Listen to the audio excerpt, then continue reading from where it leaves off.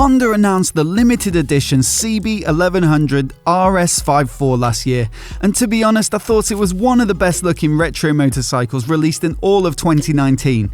So I was delighted when Honda agreed to let me film this week with Guy Willison of 54 Motorcycles, taking us through the process of building one from start to finish. Hi, I'm Guy from 54 Motorcycles, which has been my dream to do for years. And here we are in the Honda workshops, and this is where I'm actually building the 54s. I loved this bike when it came out. I've wanted to do a styling job on it for years, but it just didn't quite hit the mark for me. You know, I wanted it more tailored and more thoroughbred, if you like, which is obviously a more limited market, which is why Honda made this. They're appealing to the masses. But I thought I could do a lovely sort of styling job and make this bike a lot more individual by doing what I do to it. So this overall bike, the build quality of it was great. I was drawn to that. It's a modern bike, so you can just hit the button and go, get it serviced once a year, and that's a done deal. You've not got to spend every weekend in the garage servicing it. It's ABS, it's got great tyres, great suspension. So for me it was a no-brainer to do a styling job on this to make it look like a sort of 80s super bike that I would have built back in the day. So they come in like this. This is a standard CB1100 RS in black. When you order a 54, you can choose between a black base model or a silver base model. All the bits I do to it are identical for both bikes. You know, it's obviously the red paintwork and the exhaust and bars and everything. So everything I do is entirely the same for both bikes. It's just whether you prefer a black engine, black swinging arm, black chain guard and black forks, or the engine with the silver covers, silver forks and silver swinging arm. So the choice is yours there. And then basically what happens is here, they come in when they're actually sold and been allocated a limited edition number.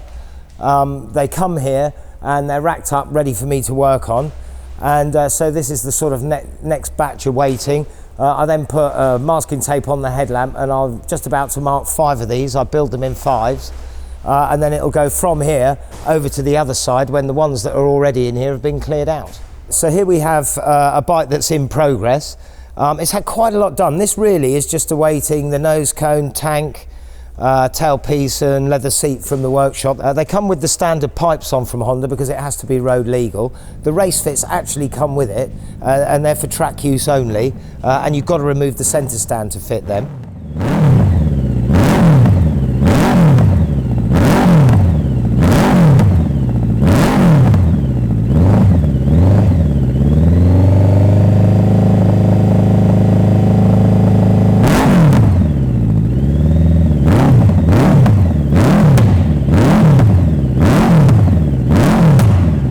So this bike is very nearly completed. It's more underway than it looks. It's got the original headlamp mounts have been removed, which are these. These are beautifully machined billet ones from Fast Tech.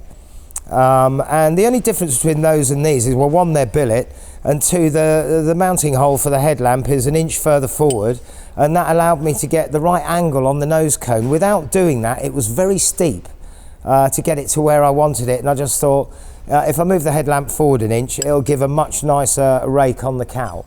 So that's why those have to go in. These are the spacers for the fairing. Those are just turned up on a lathe to keep it accurate. They're radiused at the ends so that when they're bolted up tight, it doesn't put a sort of flat land on the outside of the fairing, so that the fairing keeps its shape. So they're just radiused on the end. And they're threaded into these billet lamps. That's the other reason I wanted them billet, to put a decent thread in there. This one, it's had the bars changed. It's got the black Renthal bars. It's got the replica Tomaselli grips, and this has got the ridge in it. I've just always loved these.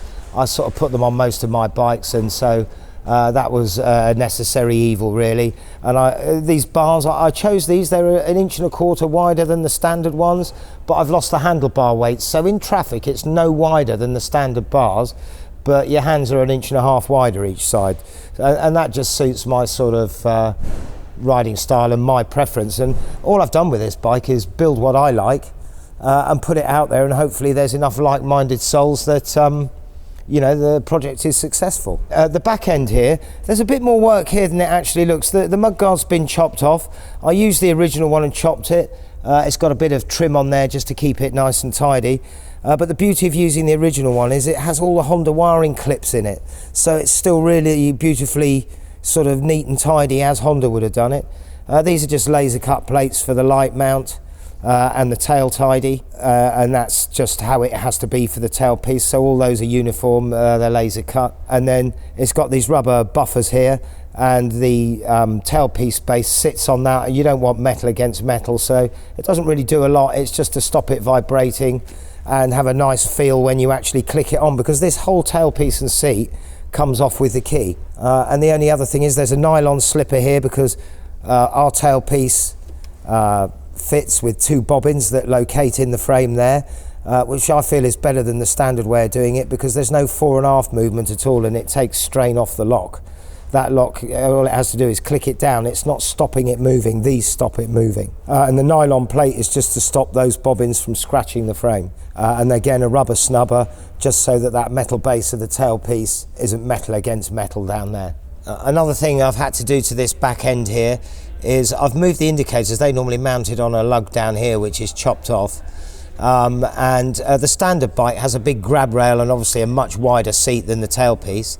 So I've reused the standard indicators, so they are still rubber mounted. I've used the original Honda mounts, but I've chopped about 3/4 of an inch off them with a Stanley knife, then linish it down, then cut the mounting bracket just to tuck these in. And also they've come further forward. They would have been about here, but they're now here just so that it is in keeping with the tailpiece, and it kind of adds to the styling of the tailpiece. And I kept the standard indicators. I did try little tiny LED ones, but I wanted this bike to look production. It would have looked more custom with LED little tiny ones, and an owner can do that if they want to. But I really wanted this standard setup to keep this bike, although it's kind of special limited edition, but I still wanted it to look production. These bikes, I build them 5 at a time. I've got 5 bays, 5 big workbenches to lay out all the bits that come off and bits that are waiting to go on. So what I do is I put 5 bikes in these bays. Once they're all in here, the first job I do is to strip off these footrest plates from the original bike, because actually, out of most of the things I do, that's probably the most long-winded and has the longest lead time. These have to be stripped of the powder coating, de-anodized, then they have to be machined. The pillion footrests are machined off, then they're mirror polished, and then they have to go away to have this top edge to be painted and then refitted. So the lead time on the footrest is just about as long as anything on the bike. So the first thing that happens is they come off. The next job I do is take off the rear mudguard and all the paraphernalia that goes with that, and all the wiring out for the rear indicators and rear light. And then that mudguard has to be chopped, painted, and the rubber trim put on. But when you put it back together, the indicators have to go on first. So indicators on first, then the mudguard, then all the tail tidy and stuff. So having built a few of them now, I've sorted out the sequencing, and I've got it a bit down to a fine art, which makes it easier. But that's basically, basically it. You get the 5 bikes in here, footrests off, rear mudguard off, sort those out, and the next thing that happens is I take the twist grip off, because to get this grip on, the Honda twist grip has loads of lumps and bumps in it, and if you put this twist grip on there, after about a month, all those witness marks of the lumps come through, so that has to be linished so it's dead smooth, so all the lumps have to come off that as well. And then you fit the handlebars and put all the master cylinders and everything back on. But these bars take the standard wiring, throttle cables and everything, which will make it easier for spares. And obviously it's an easier build process, but these ended up exactly where I wanted, and these were just long enough to do it, which was great. Here we have a finished 5.4, apart from the fact it hasn't got its limited edition badge on it. I've got to look up from Honda what number's going on this one. But yeah, this is basically the finished bike. It's got the paint job that, well, for me, this bike could only have one paint job. The endurance racing sort of influenced red, white and blue that Honda used to race back in the 80s. For me, it had to have that colour. It's got the painted on sort of Honda wing from like 1973. I think that appeared. Someone will probably tell me I'm wrong and it's a lot older, but it's that kind of era. That was definitely used on some of the racing bikes. We got the nose cone. Bikes of that period, some of my favourite ones from that period had a nose cone like the Z1R and the Guzzi Le Mans, which is obviously an influence on this. It's not a dead ringer for it, but it's pretty similar in this centre section anyway. It had to have a nose cone, and that's there for styling and practical reasons. It takes a bit of wind blast off your chest, puts a little bit of weight on your wrists, but then that's kind of relieved when you're going along faster. So that is a useful item. So I love the look of them, and they're functional. So it had to have something of that ilk on it as well. I wanted a single race seat just because that's what I like, and I like my bikes sort of looking stripped back, and anything that doesn't make it go is not on there. So it's got the single racing seat with the sort of like pseudo racing number board. It's got the Alcantara and leather hand stitched seat, which I've tried to keep really comfy, because it's important that that's a comfortable place to sit.